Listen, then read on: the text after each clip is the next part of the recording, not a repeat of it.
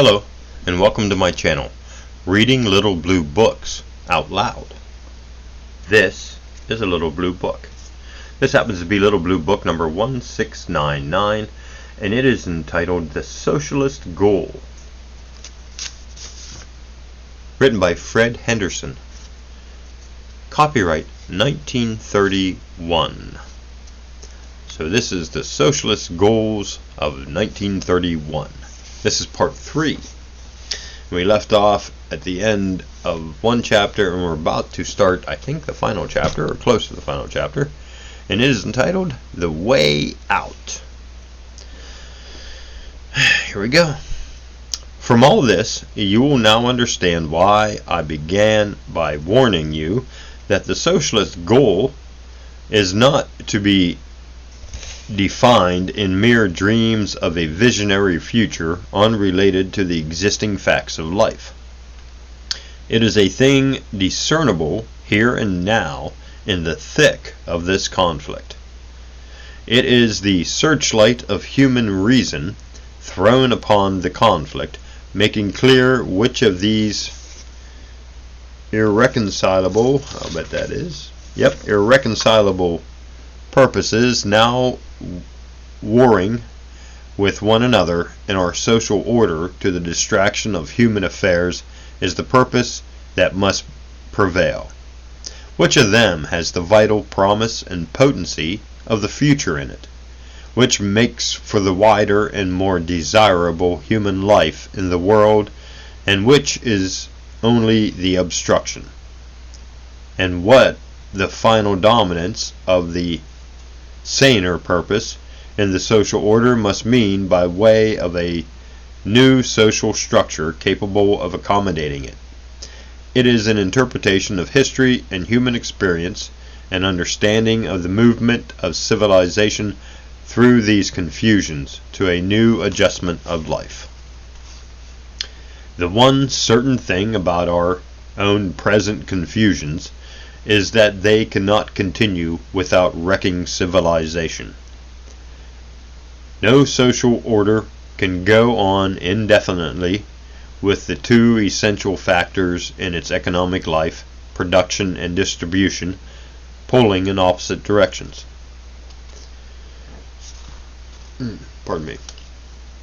Civilization, by the disturbances of this conflict, has already in large measure ceased to perform what is the essential purpose of a civilized order of life, to give men security. The whole world today is living in harassed insecurity, and the discomforts of such an internal tension in the social organization grow more and more acute the longer the necessary adjustment is delayed. If it is delayed unduly, the end of the strain is breakdown and chaos. To that end, the world has come perilously near. We have for the moment staggered back a little from the very edge of ruin to which 1914 through 1918 took us, which I think would be World War I. But all the scramble for markets which inflicted the horror upon the world goes on with a greater urgency than ever, with the same menace behind it. We have to make the adjustment. The alternative to making it is not that we continue on our present course with our present system of distributive economics. Our present system stands revealed as a thing of mutually destructive cross purposes, and therefore an impermanent thing.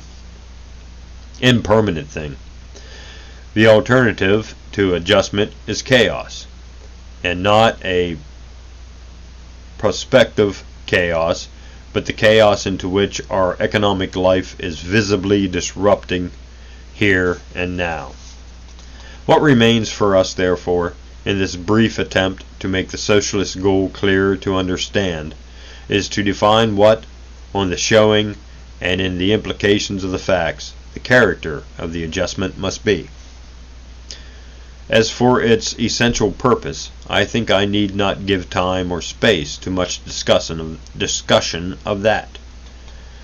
For it should already be pretty clear to you, our present class ownership dates back to a time when the penury of the world made anything more than a restricted class escape of human life from drudgery into leisure and wealth and cultural opportunity impossible. It was the device of an age of penury for providing such a partial escape. And what the new powers are now offering to us is the full release of the general life into leisure and wealth and cultural opportunity, the wide gateway through which all mankind can pass, instead of the narrow crevice in the prison wall through which a few could squeeze with difficulty by climbing on other people's shoulders to get at it.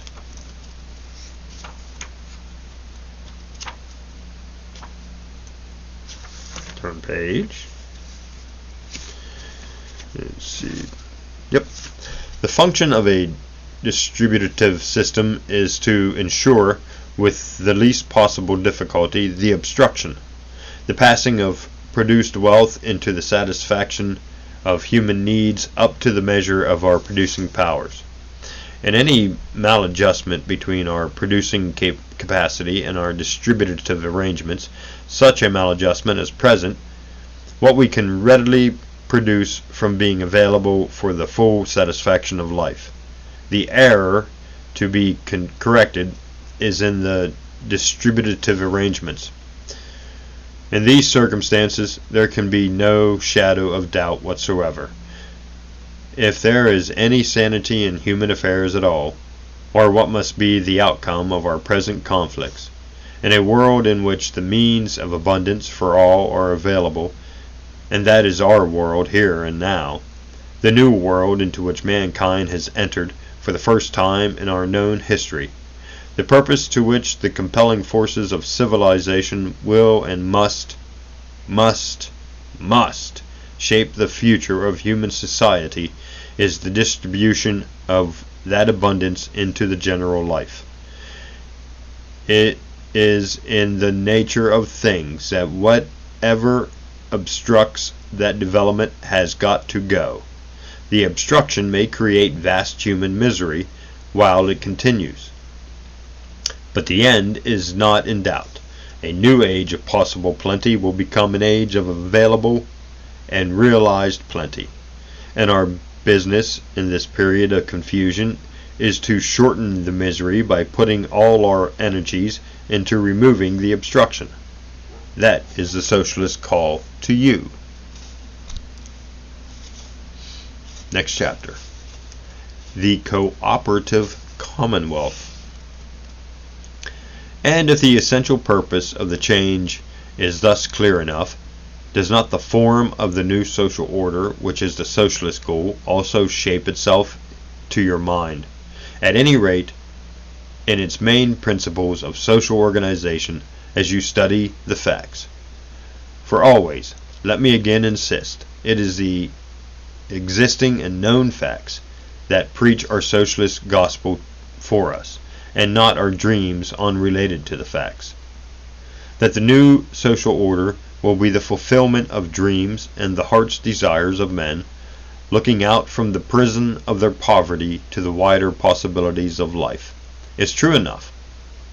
But the dreams and desires are always of things discerned as possible and on offer in the world of facts, so much so that you will probably by this time have shaped them for yourself in your own mind as the implications of the facts.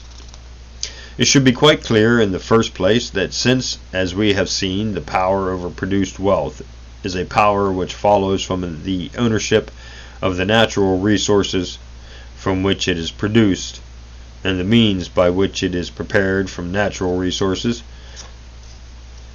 the basic principle of social organization in the new social order must be the substitution of community ownership for the class ownership of the sources of wealth and the means of production. Wow. In a peasant world of penury, the sources of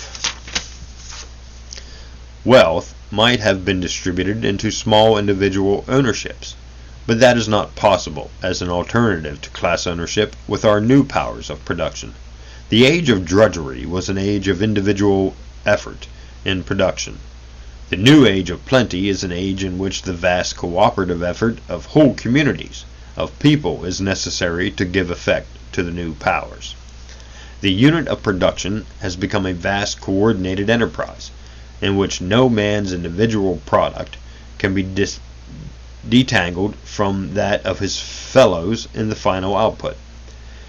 You could secure economic equality in the matter of transport in a primitive community by ensuring to everyone the separate individual ownership of a hand barrow.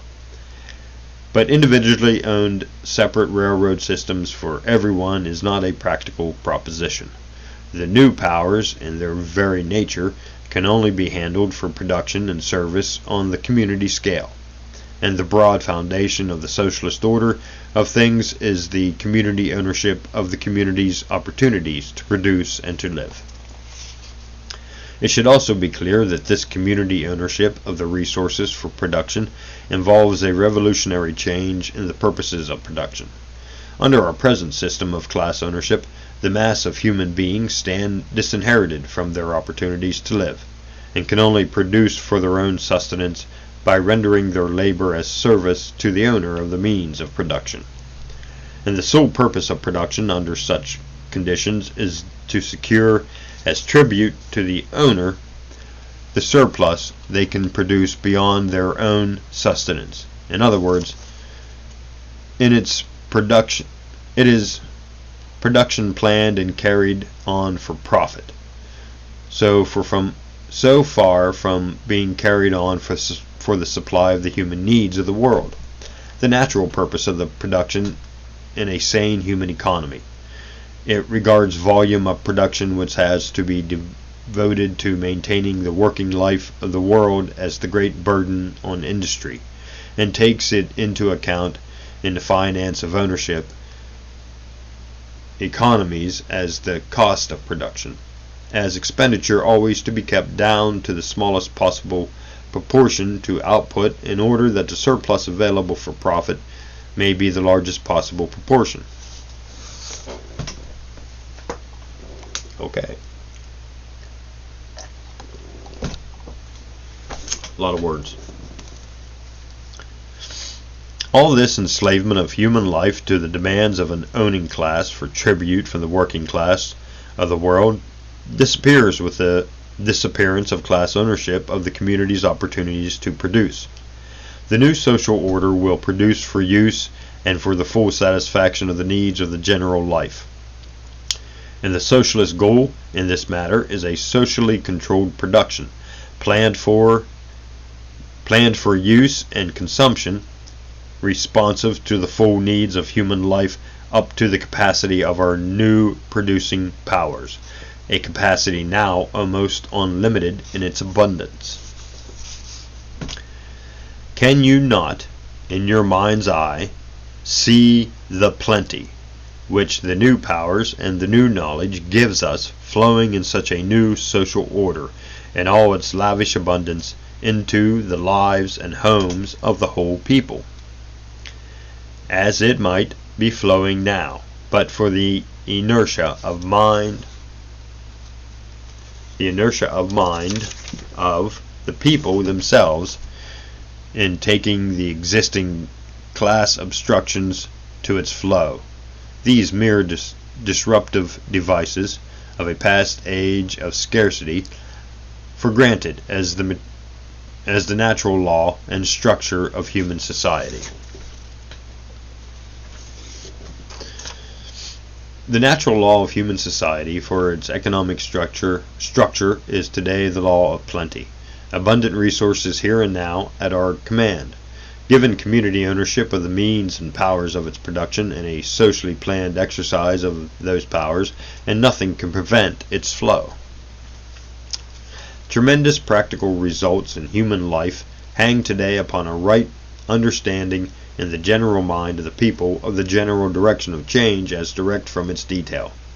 upon our ideology as well as our programs, upon whether we have a wide conception of an order of things to guide our immediate activities, or are only drifting in a mental fog from one disconnected detail to another. Such an understanding of the meaning of the age, of the forces working for change through all its confusions, and of the goal towards which we should be making the way clear by helpful action, will make a difference of life or death for millions during the remaining years of this period of confusion and transition. Into what further calamities the inertia of men's minds, if it continues, might permit the maladjustments of a distracted social system to plunge their lives before they wake to the meaning of the whole muddle and to the call it makes upon their collective will and intelligence, is still one of the grim uncertainties of the world situation, and is a contribution to the right understanding which alone can enable us to avoid or diminish that danger. The cause, I have to submit to you, may be summed up thus. 1. That the world-changing revolutionary fact in our history is the release of human life during the past 2 centuries from immemorial penury into a new age of plenty. 2. That with the appearance of this new plenty as the disposal of mankind, its diffusion into the general life has become the compelling purpose of civilization. 3. That its diffusion into the general life cannot be effected within a social system based on class ownership of the sources of wealth and the means of production. Such a system, by its natural and inherent character and tendencies, resists and obstructs the natural and inherent purpose of an age of plenty, and our present confusions and distresses are the result of this conflict. 4. That the natural and inherent purposes of the new age of plenty can only become effective for the service of human life through a new social order, based upon community ownership of the means of production and carrying on its activities by socially controlled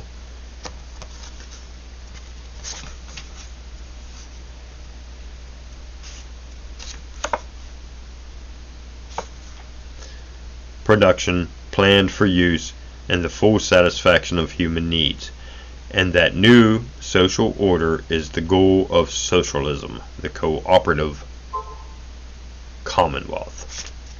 And that is the end of Little Blue Book number 1699, The Socialist Goal, written by Fred Henderson. Copyright 1931.